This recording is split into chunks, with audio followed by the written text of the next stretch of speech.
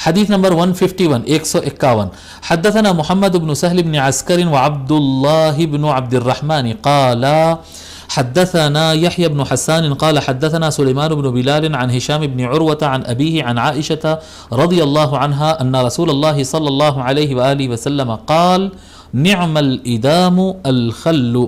رسول اکرم ام المؤمنین عائشہ رضی اللہ عنہ فرماتی ہیں کہ رسول اکرم صلی اللہ علیہ وآلہ وسلم نے فرمایا کیا ہی بہترین سالن ہے سرکہ، وینیگر.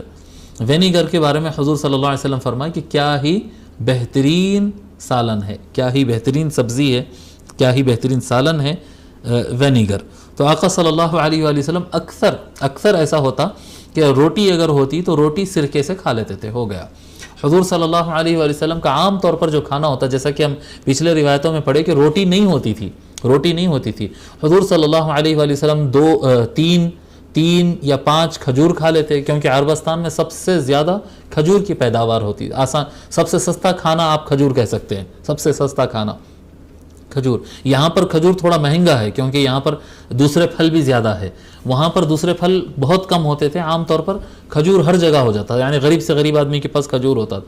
آقا صلی اللہ علیہ وآلہ وسلم سب سے زیادہ کھجور، کبھی دودھ، کبھی کھیرا اور کھجور ملا کر، اس طرح سے حضور صلی اللہ علیہ وآلہ وسلم کا کھانا ہوتا تھا. کبھی جو ہے وہ روٹی آ جاتی تھی، اور کبھی گوشت اگر آ جاتا تو اس کی ایک حدیث مل جائے گی آپ کو.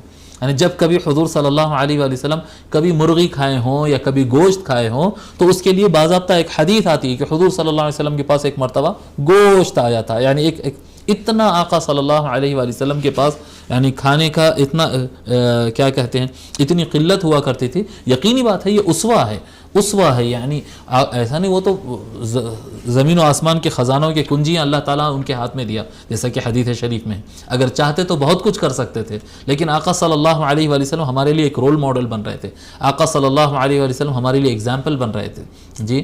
آج انسان کہتے کھانے کو برابر نہیں مل رہا. اچھا، کھانے کو برابر نہیں مل رہا، 3 دن کھانا نہیں کھاتے تھے. جب کبھی کھاتے تھے تو 2-4 کھجور کھا کر 3-5 کھجور کھا کر سو جاتے تھے. تو یہ ایک ایگزامپل بن رہے تھے. اب سب سے بہترین سالن، جب سب سے بہترین سالن کا لفظ لیے تو پتہ نہیں ہمارے دماغوں میں کیسے مسالے دار سالنیں اور کتنے قسم کی ترکاریاں اور کیا ذہن کے اندر گھوما ہوگا.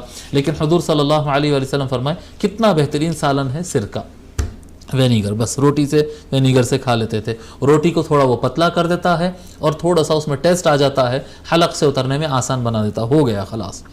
اچھا، جب سرکے کا ذکر آیا، وینیگر کا ذکر آیا، تو یہ یاد رکھیں کہ یہاں پر ہمارے یہاں ہندوستان میں یا دنیا بھر میں ایپل کا جو ہے، سیب کا سرکہ بہت زیادہ چلتا ہے، اور بھی بہت سارے سرکے، بہت سارے قسم کے وینیگر آ چکے ہیں. لیکن اس زمانے میں جو ہے عرب کے اندر عام طور پر سرکہ وینیگر جو ہے یا کھجور کا بنایا جاتا تھا یا انگور کا. بس سب سے زیادہ کھجور کا ہوتا تھا، اس کے بعد دوسرے نمبر پر انگور کا سرکہ ہوتا تھا. تو اب آقا صلی اللہ علیہ وآلہ وسلم الخل فرمائے ہیں، سرکہ فرمائے ہیں. تو اب غالب گمان یہ ہے، اندازہ یہی ہے کہ وہ یا انگور کا سرکہ رہا ہوگا یا پھر وہ کھجور کا سرکہ رہا ہوگا.